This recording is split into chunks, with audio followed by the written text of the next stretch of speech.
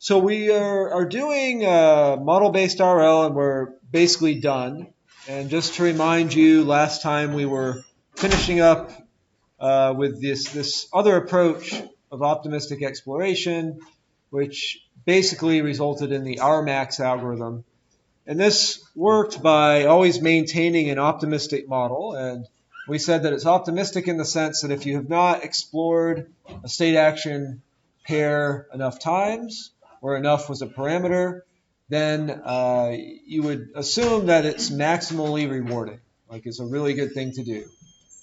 And then we solve that optimistic model and take an action according to it. We get new data, we update the model. And as you get new data, more and more state action pairs become known.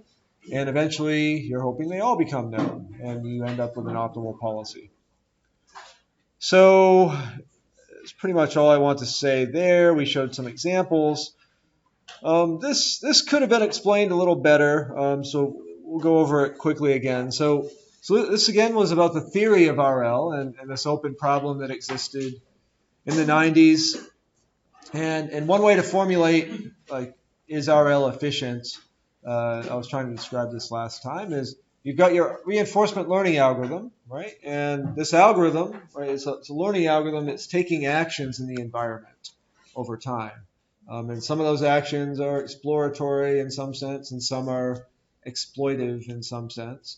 But what we're going to do is we're going to say, at every time step, if you consider the action that's taken, we can ask, is it close to an optimal action or not?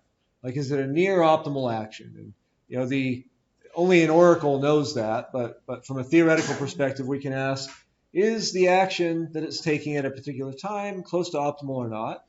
And the theory is trying to bound how many actions are taken that are not close to optimal.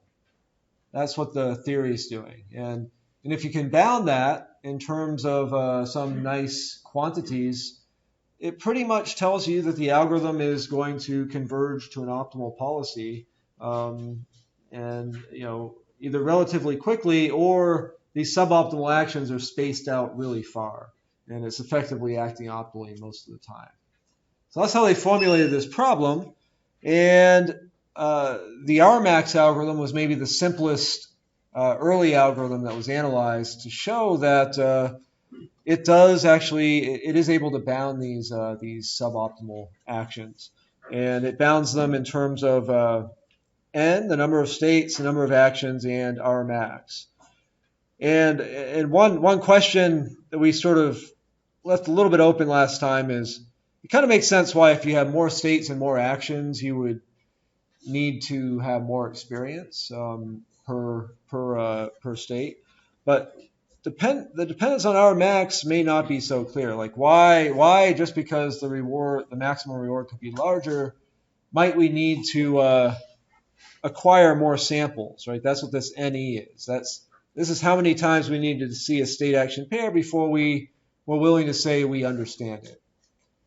So does anybody have thoughts on why Rmax? Why if I have a larger Rmax, like the maximum possible reward that and you may not actually get this. This is just an upper bound that we're giving the algorithm. Why do we need more experience? Why do we need to know the model more accurately in some sense? It's not really obvious. So intuitively, one answer to this, or one intuitive answer to this, is, imagine that, just think about one step. So you're taking one action, and just think of you could end up in one of two states. So one state and one action, and from that state you could end up in one of two states. And one state you end up in is a very, very, very small probability of ending up there. But there's a very, very large reward of getting there once you get there. So one of the actions is a very large reward. And so if there's a very small probability of getting there, if you're just doing statistical sampling and averaging, it's very likely if you take an action in that state many times, you're just not going to get to that rare state, right? So you take it 10 times and, I never ended up there. I'm just going to assume zero probability of ending up in that state. And you're not going to be able to act optimally because you never tried enough to get to that state and then to see that you could get this giant reward. Because a small probability of getting there times a giant reward still could be the best thing to do in expectation. And so basically, when the reward can be larger, you need to have more and more accurate probability estimates to make sure that you're not missing out on some very large reward. If the rewards are relatively small, then it doesn't really missing out on this opportunity isn't as big of a deal. And so basically, this value of NE dictates how accurate the probability estimates are. And for the very small probability estimates, if those need to be accurate, you've got to have a lot of samples. That depends on Rmax. All right. So any questions about Rmax or anything we've discussed so far? All right. So some closing thoughts on model-based RL. So it's nice that they have a finite time convergence, right? That's a theoretical nice property to have. But for very large MDPs, doing things like Rmax and model-based approaches in general is difficult. So how could we use these for giant MDPs, right? When the model's way too large to fit in memory, for example. The number of states is way too large. Right? There's is this stuff just completely useless, or could you possibly use it somehow? There are a couple of ways. So this way, we'll call it approach one, is to say, okay, we do have a very large state space, but let's say that somebody an engineer were to code up an abstraction of the state space. So, the world is very large. We have lots of information, but maybe for this problem, only some of the information is relevant, right? And maybe this abstraction function, I'm calling this an abstraction function that takes a state and returns another state where S is from a state space that's much smaller, like something that you can manage. That could actually provide you a viable solution. So you're going to have a lossy mapping from the real state space to a smaller state space. But if that mapping is sufficient and that this sort of thing is analyzed, you can define different conditions for being sufficient. We won't get into them. But if it's sufficient for sort of capturing the right a good policy, then this is a reasonable approach to try. So you would be doing your learning over the state space S prime, the smaller state space, but you're actually taking actions in the larger state space. And so there's sort of this abstraction function between the real world and what we're thinking about in our mind. And if you think about what humans do, we're very much doing abstraction all the time, right? We ignore most details of all situations. There's some precedent for that. And this can actually work pretty well if you engineer that state space well enough. And so this is just an early paper way back that was done at AT&T that I thought was a good example of this, where they were using RL to train the spoken dialogue system. And this is back before they really worked well, but they were on the verge of getting them to work well. Partly back at that time, they didn't have as good voice recognition, so that was a problem. That made this even harder. But they were using RL to control a dialogue system that the actions are sort of, could you repeat what you said? Or to take an action in response to sort of a dialogue command if it was confident enough. And they basically had lots of data, and they formed a state space and basically estimated a model over this small state space and solved for the policy, and it worked pretty well. It was state of the art at the time. So that's one approach. Any questions about this approach? It's a handy thing to know. Yes. Is there any guidelines just for doing this abstraction, like which states can be abstracted and which cannot? Yeah.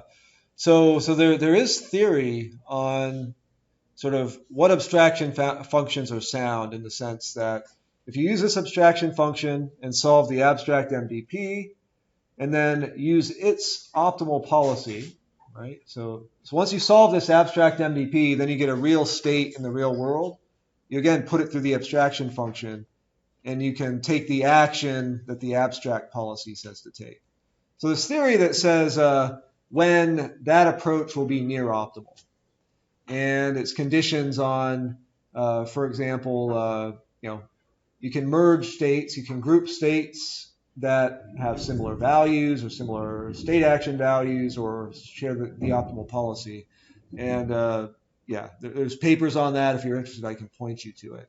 But roughly speaking, intuitively, as a designer, you're thinking to yourself, well, what states, what's the notion of similarity on states where I feel like, you're going to basically behave the same way in both of those states. So if you think color, the color sensors, on a robot, if there was such a thing, were not relevant to the policy, you might just ignore all of that information and throw it away, not include it in the abstract space. And then states that are blue and red that are exactly the same everywhere else would be merged together. So it's really an intuitive thing, and often it's an iterative process, right? Because you'll solve for this abstract state space, and you'll see the policy is doing something weird, and you're like, oh yeah, I guess it does need to make this distinction, and you refine the abstraction some. And we've actually had work here on doing, refining the abstraction over time as you sort of detect that it's necessary.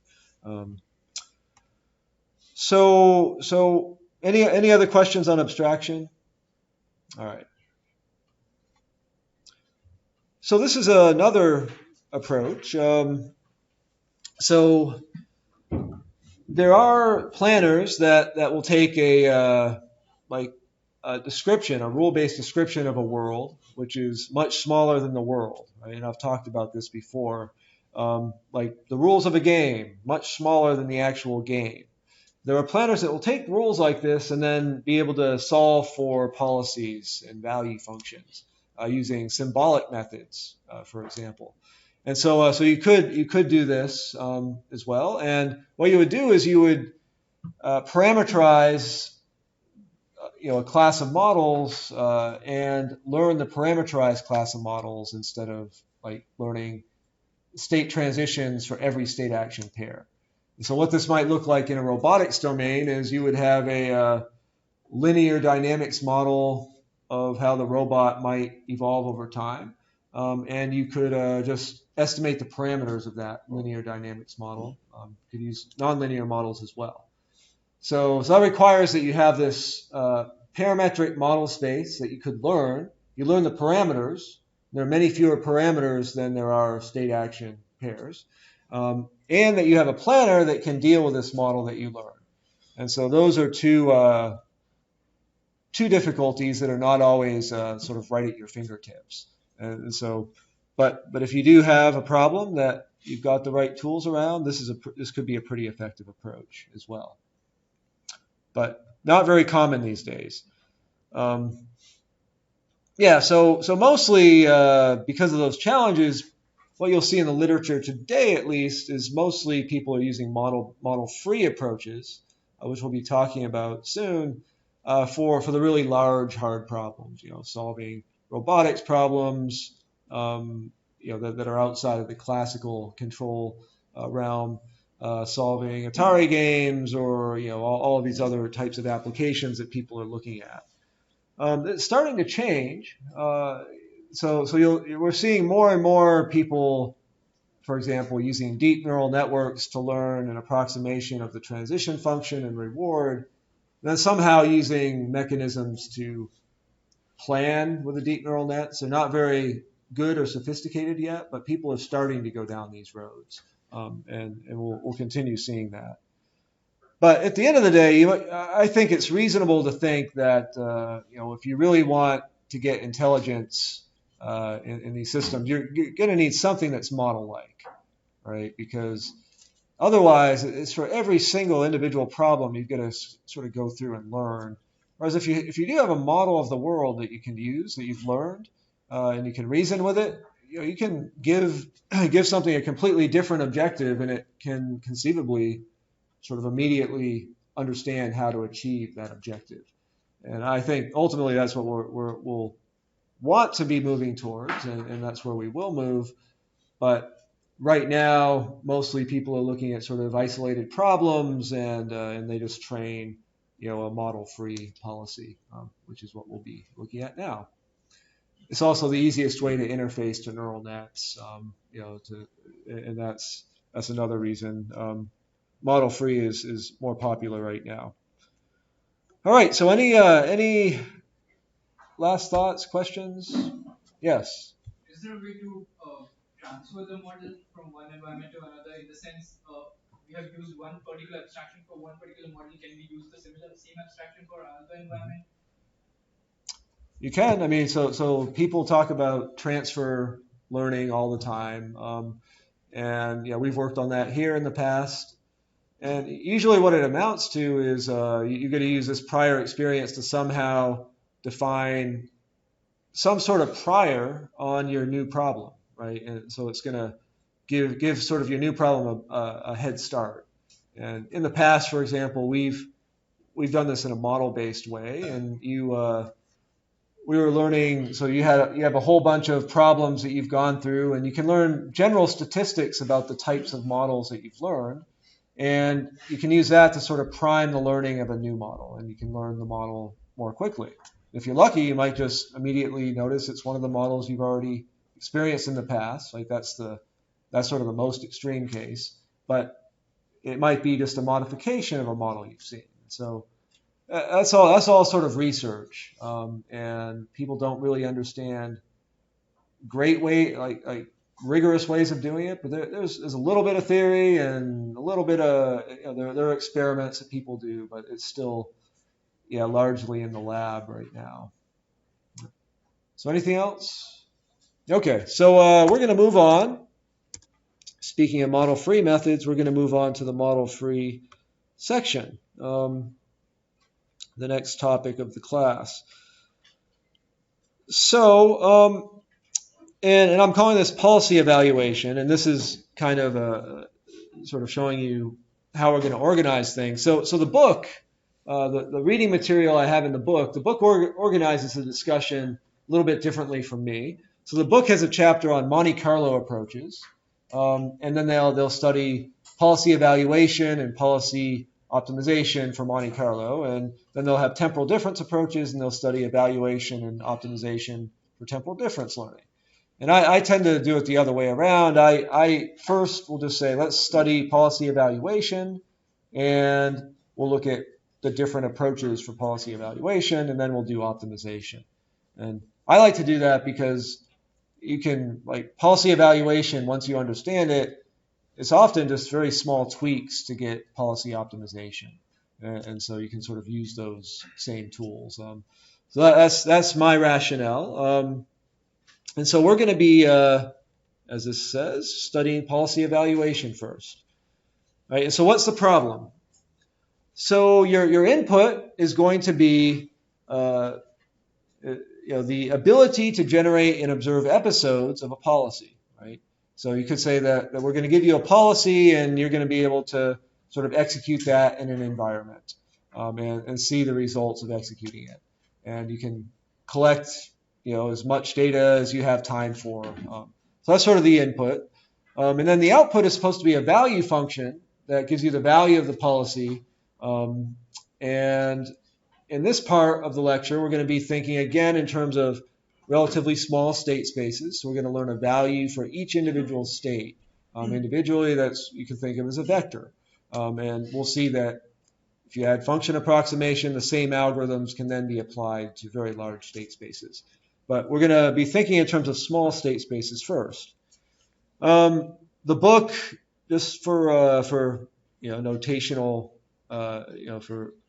they use slightly different language. So they'll call this value prediction or estimation. I just call it policy evaluation because that's what we've used in the past when we talked about planning. So why study policy evaluation? It doesn't seem very interesting, right? You give me a policy, and I'm going to tell you how good it is. We kind of want to find good policies, right? That's sort of what we're generally trying to do.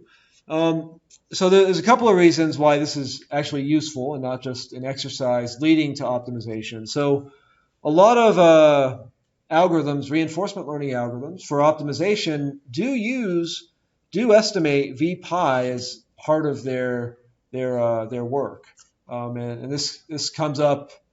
For example, in policy gradient algorithms, they'll use this estimate of v pi to make the gradient estimates a little better, lower the variance of the gradient estimates. And sometimes they can use this estimate to help find policy improving actions. So it'll be a component, and we'll see that come up. We'll be using this in the optimization step. The other thing, and another thing, so yeah, I guess we'll skip that for the moment. Another thing that we'll see is there's a very small change that you can make to the algorithms we're going to talk about to start learning the Q function. This Q function that's a function of the state and actions, and this will allow us to support policy improvement. And so you'll basically be estimating the Q function, and you're going to be doing policy improvement along the way. So we'll see how that goes later on. But these are two of the main reasons why this is actually interesting. So we're going to start off with a simple example. This is showing you the MDP and a policy, right? Because we're doing policy evaluation. The details of the MDP aren't too important, but it's a grid world, episodic, meaning that once you get to one of these states, the episode's done, and you get a +1 or -1 reward. 0 reward everywhere else. Maybe there was discounting when they compute the values, I'm not sure. But the direction here is showing you the policy's choice, and there's a small probability that you go in a random direction other than this policy's choice. Like, this is a common thing you do in grid worlds to add stochasticity.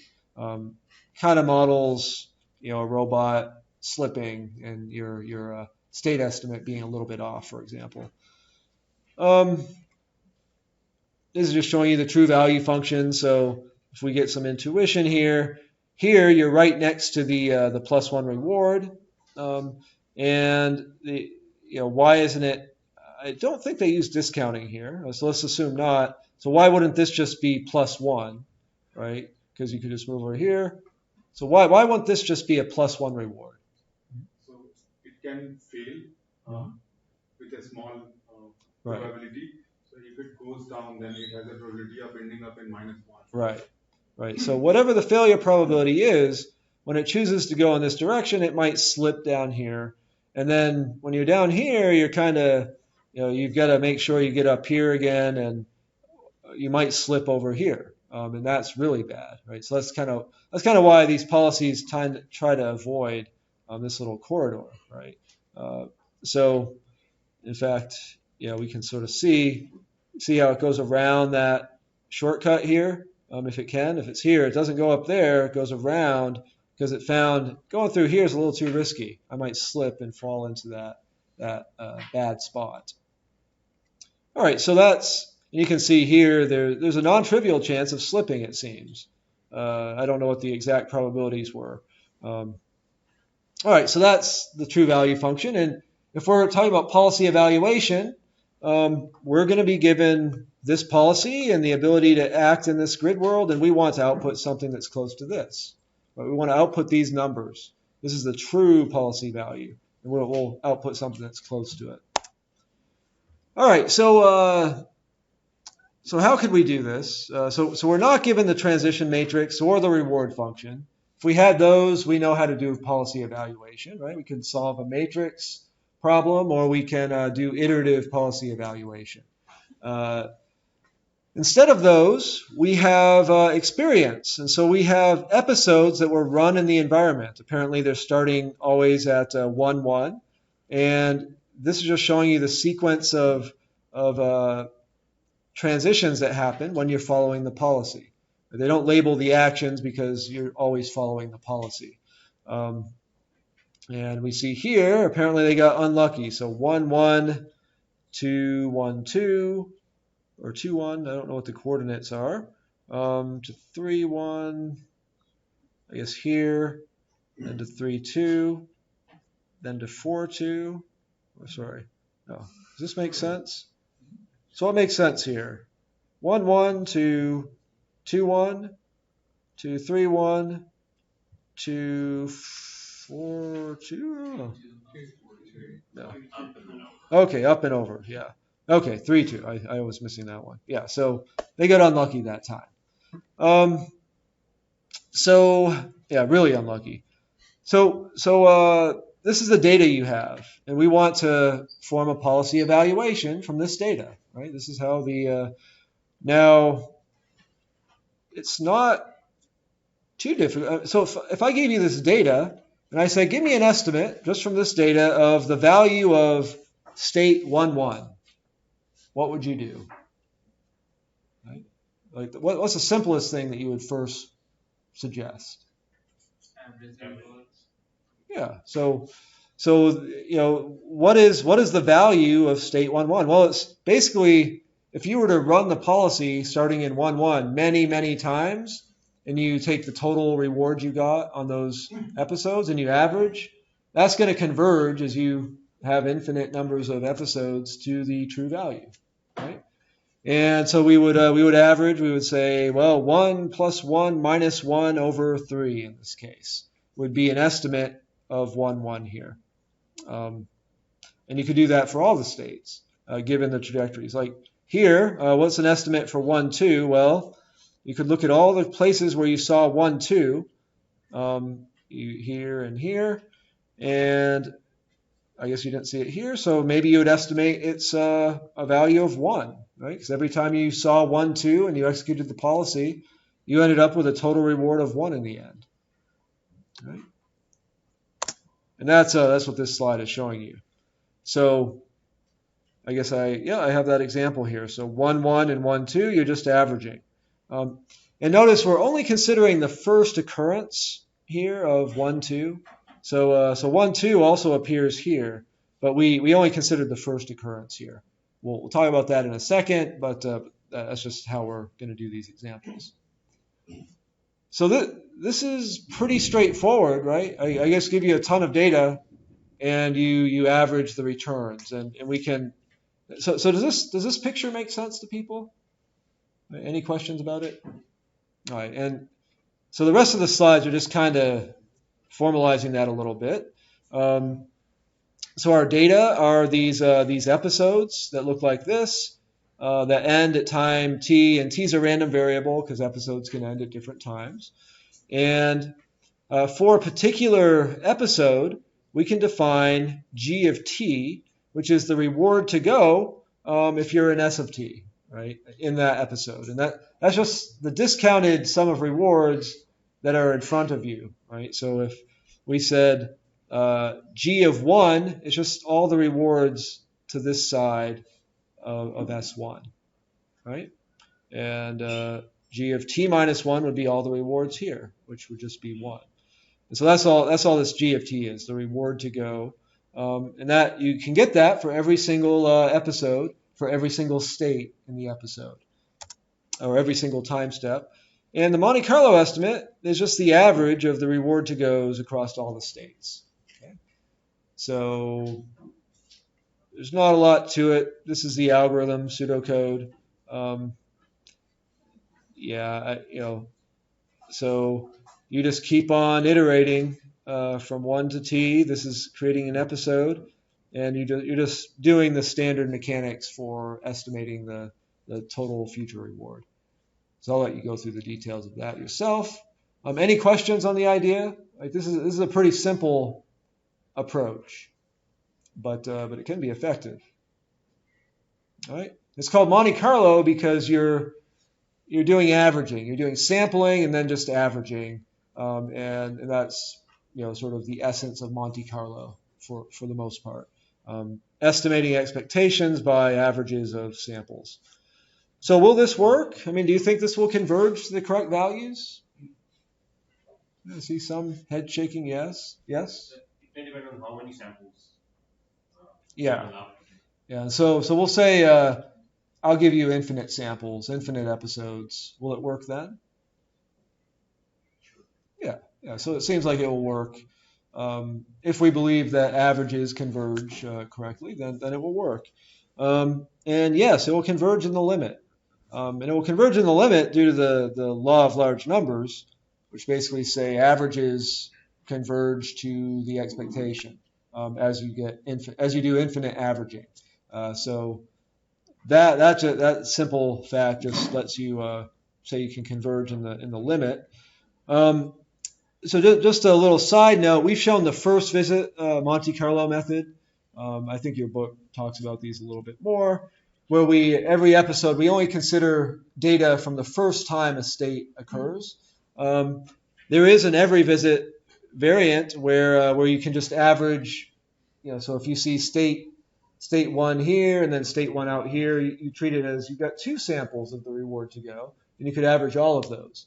And that also converges, but the analysis is more complicated because the samples are now correlated in a particular way. And we're not going to go through any of that, those details. So you have to use more than just the law of large numbers in that case.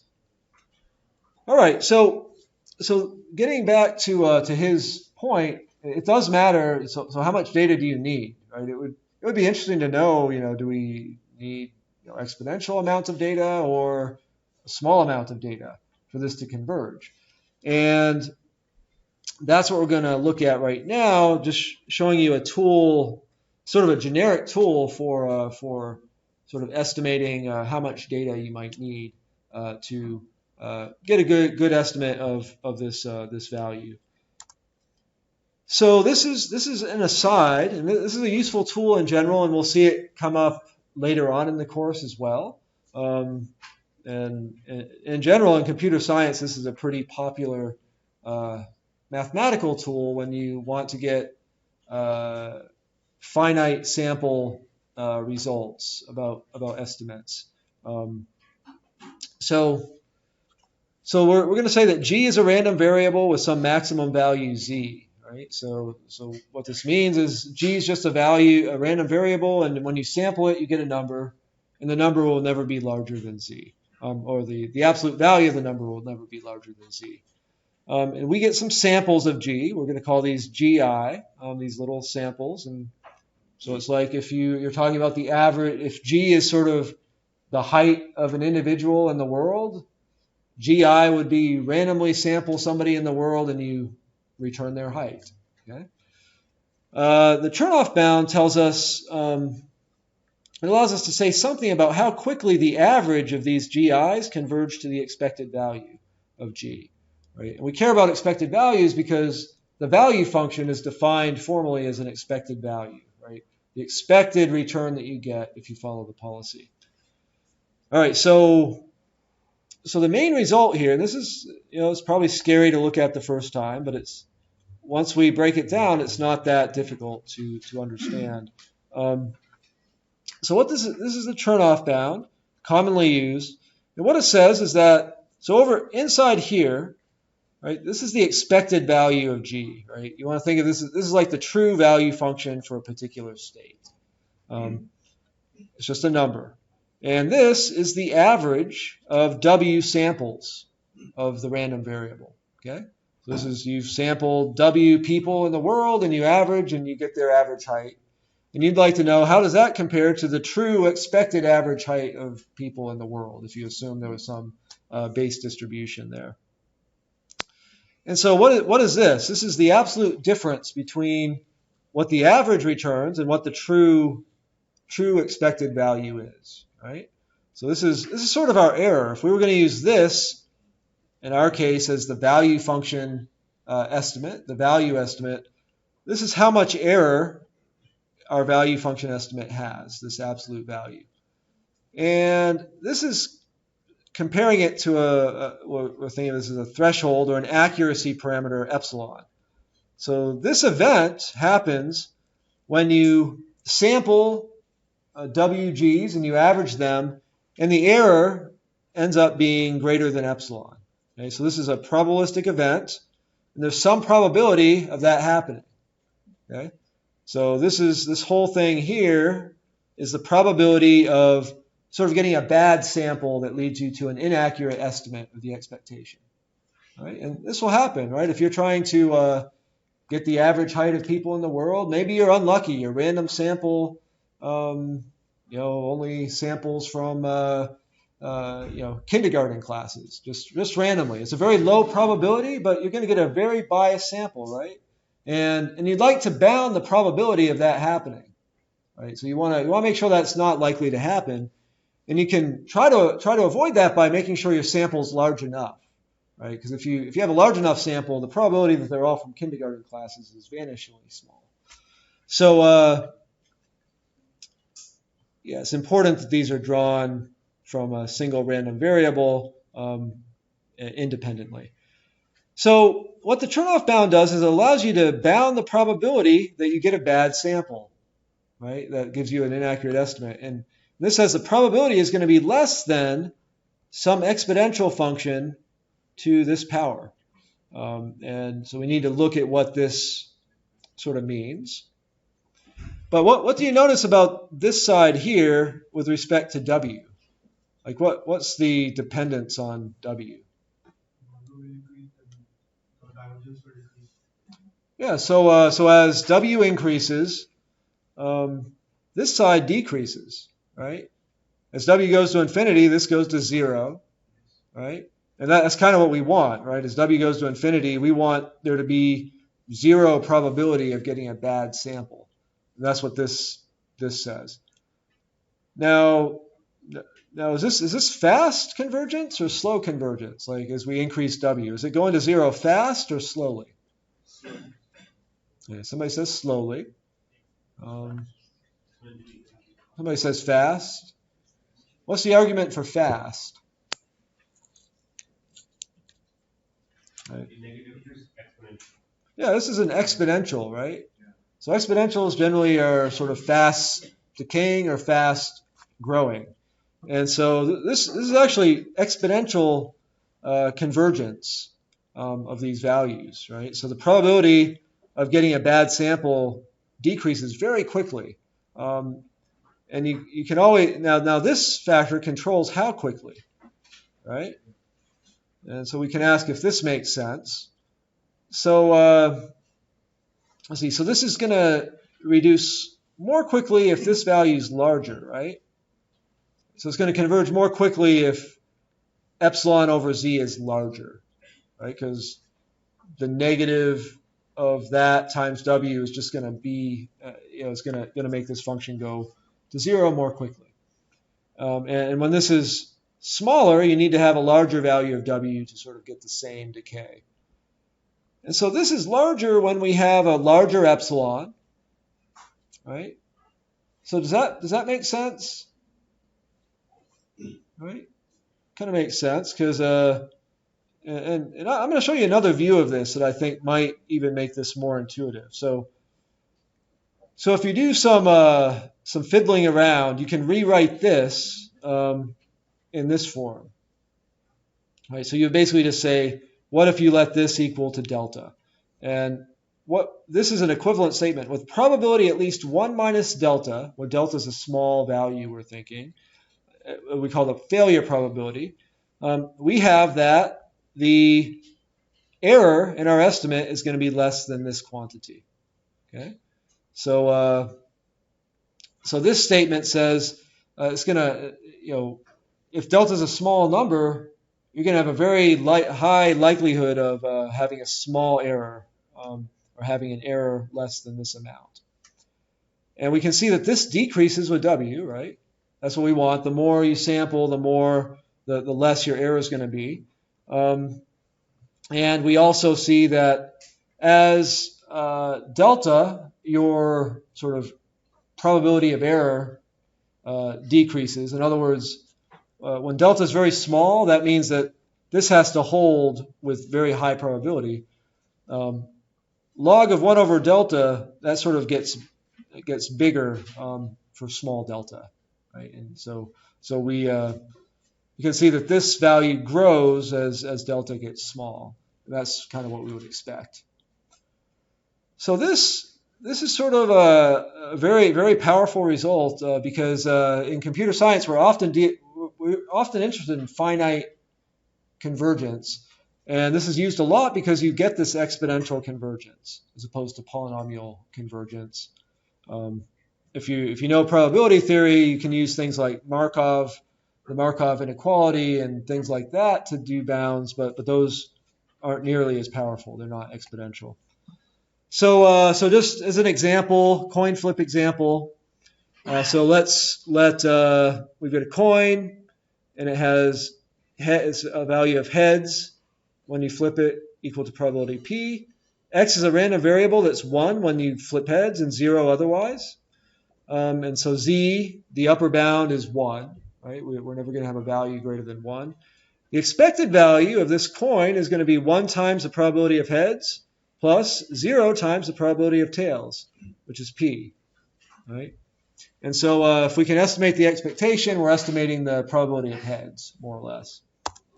And so we flip the coin W times, and the turn-off bound just you can calculate. For